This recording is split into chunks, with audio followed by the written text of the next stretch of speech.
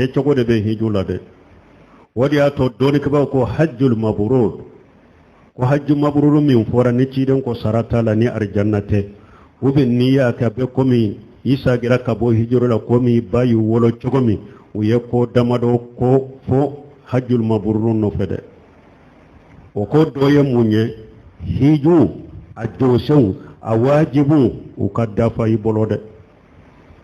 ni ba fe ka hiju ka ke hajju mabruru ye sana kata hiju yoro la aye hiju cogo kala de hiju beke cogo mi aya kala de ini shiruko kana boy ka jamana la aka tawhidi nyanyini ala kelebantia tawhidi ye mi nyayo nyanyini depuis ka jamana kono ikate tawhidi kaya ini tawhidi de kawuliya ini mushrikiya kana boy ka jamana kono kata makade hajju mabruru ni shirku yera hiju la ote foko hajju mabruru te hiju minalenye tawhidi kasuraka hiju la ni yayi hari hiju yere kallabbai ka fule min ba kono tawhidi kuma de ba kono hiju yere ka jikiro chamanye tawhidi kuma ude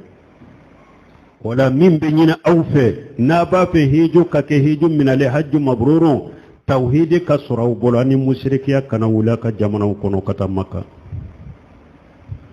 awa ciden batole kojo anni manasikakum ani ciden ka sunna de ka wula ka jamana kono ani bidiya kana ta hijuro la de hiju ni bidiya yera la o make hajju mabruru ye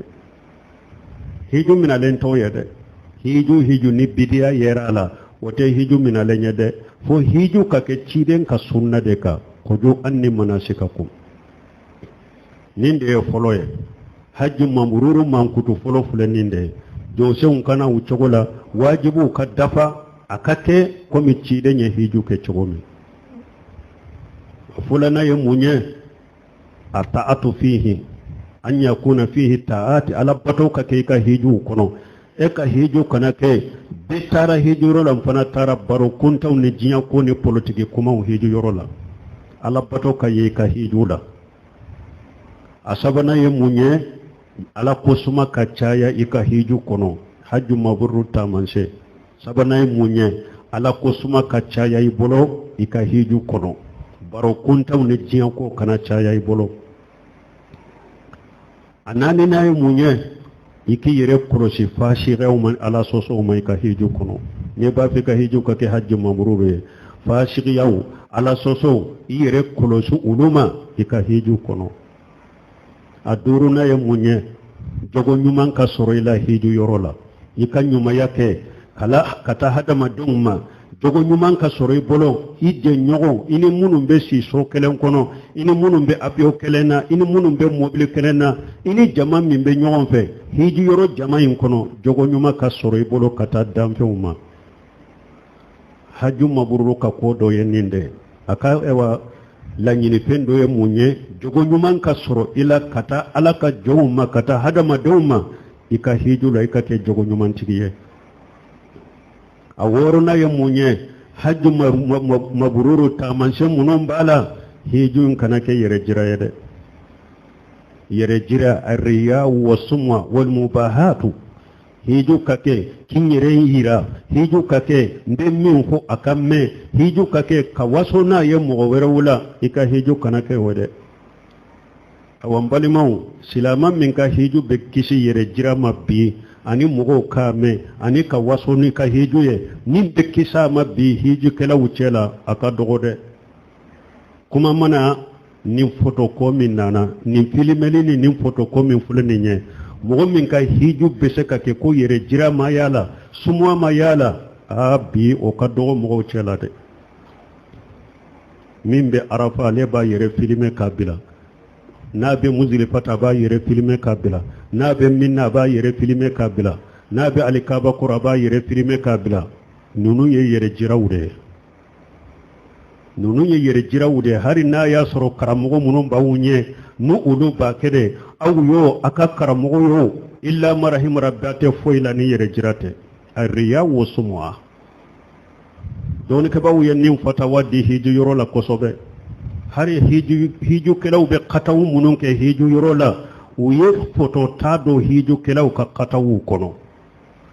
hiju kelaw be qatawu munun ke hiju ke yerola foto ta bala filmeli bala abe hiju kelaw ka qatawu kono e pe ka barachnya yere jira de do ani ki ka ko lamme mo la de aya yero kolosama hajju mabruru ta manse do ye munye ka hiju ka kisi yere jirama ani sumwa ani mubahatu ika hiju ka kisoma de ni nunu yere ka hiju kone tara farda bi ka boy kanna me hiju mina lente de ciden ko hiju min be junubu ya fa ote ciden ko hiju min be ladu arjanna kono ote me tara farda kone boy kanna hiju mina le ata manse do ye munye ni doni ke bago ya fo aka ken na folo halala la mai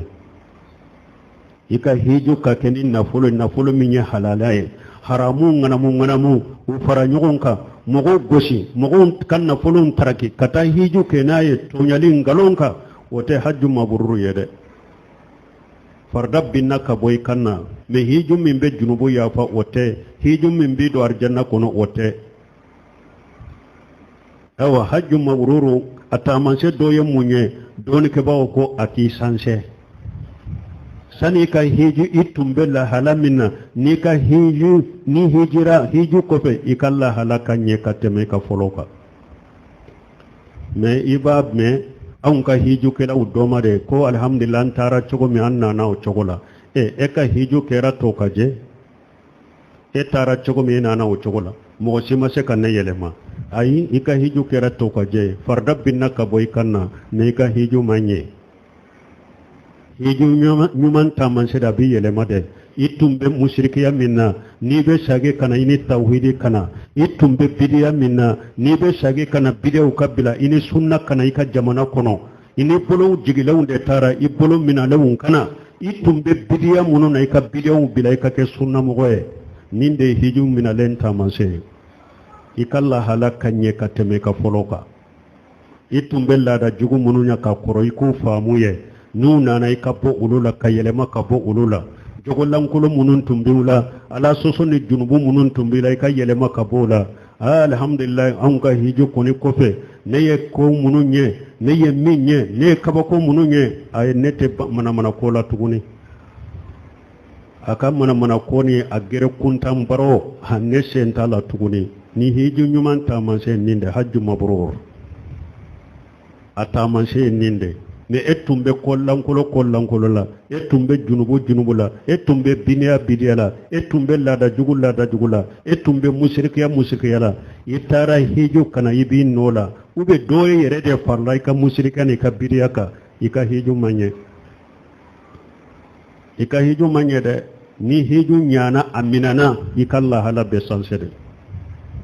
ikalla hala be sansede hari ni tunye mogo nyuma de ka koro do de be faraika nyuma yani ka nyalika ni tumbe mogo jugu de ka koro ibe nyede ni tumbe junubu to de ibe ka la batola de ni tunye bidia mogo de ibe ke sunna mogo de ni tunye mushriki de ibe ke tawhidi tigi de hajju mabrur ta manse ninde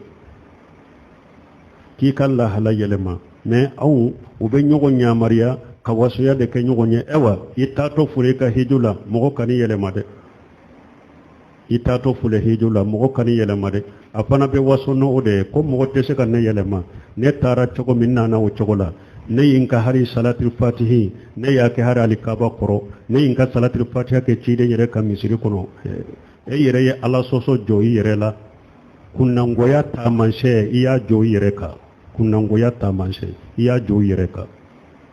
ebe bidiya minke ka jamana kono tara bidiya de ke haramu kono etara bida de ke ciden ka misiri kono rebe sagi kano ko lakale hari ne ka kolosu nunun tumbe ne yinka yiri dum nin ka kolosu ne be fengo penye ne a beke makaye mo sima se kan ne yelema ala soso haramu kono ima tola yire dana na kofo ka kunango ya ta manse sabati yire la yire beno borofo kunango ya ta manse alikaba ma yelema ka bida boye bolo ciden ka misiri ma yelema ka bidia boye o bolo otara ke bolo bidia ke yorode la hawla wala quwwata illa billah men ni shaytan sera hada mademma k'i fili i ye jahili ye i tɛ fɛn dɔn jahalul murakkabu e tɛ fɛn dɔn e yɛrɛ t'a dɔn fana ko i ye fɛn dɔnbali ye ni mɔgɔ min bɔ o sugu la dɛ o mɔgɔ sugu de bɛ kɛ ten jahalul murakkab jahili dɔ mais ale t'a dɔn ko ale ye jahili ye o mɔgɔ sugu de ka kumaw ye ninnu ye ko ale taara a ka bidiya kɛ hari alikaba ko ale taara a ka bidiya kɛ hari madina ka misiri la mɔgɔ kunnango jahilul murakkabu e ye jahili ye i t'a dɔn k'i ye jahili ye o mɔgɔ sugu de ye o tigilamɔgɔw ye an bɛ ala deli ala kan kandanbalimaw ala yɛrɛ ko alikaba ma huda lil alamin ala ko alikaba ye kanda sɔrɔ yɔrɔ de danfɛnw bolo ala yɛrɛ dɔ y'o fɔ kuranna kɔnɔ a ko alikaba ye kanda sɔrɔ yɔrɔ de danfɛnw bolo kanda sɔrɔ yɔrɔ e ni fili de taara i ni fili nana ko anw taara cogo min ne nana o cogo la mɔgɔ si tɛ se ka ne fili mɔgɔ si ma se ka ne fili la hawla wala quwwata illa billah e ka hiju kɛra tɔ ka jɛ ni hiju sigu ala kan kisi o ma ni hiju sigu i ka nafolo tiɲɛna min y'i lafita ka taa hiju la ka nafolo tiɲɛna fu jamanadenw a ye silamɛw a ye ala deli a ka hiju kana kɛ nin cogo la dɛ minnu y'aw bila ka taa u ka hiju la kan'u ka nafolo perdi fu n'aw yɛrɛ de y'aw yɛrɛ lata a bɛ nafolo min d'aw yɛrɛ ka sɛgɛn min bɛ hijiro la a ka bon nin ma dɛ a ka bon nin ma dɛ e ni bidiya ka taa i ni bidiya kana i ni musirikiya ka taa i ni musirikiya kana hiju sɛgɛn ka bɔ o ma a nafolo bɔ ka bɔ o ma an bɛ ala deli ala k'an kisi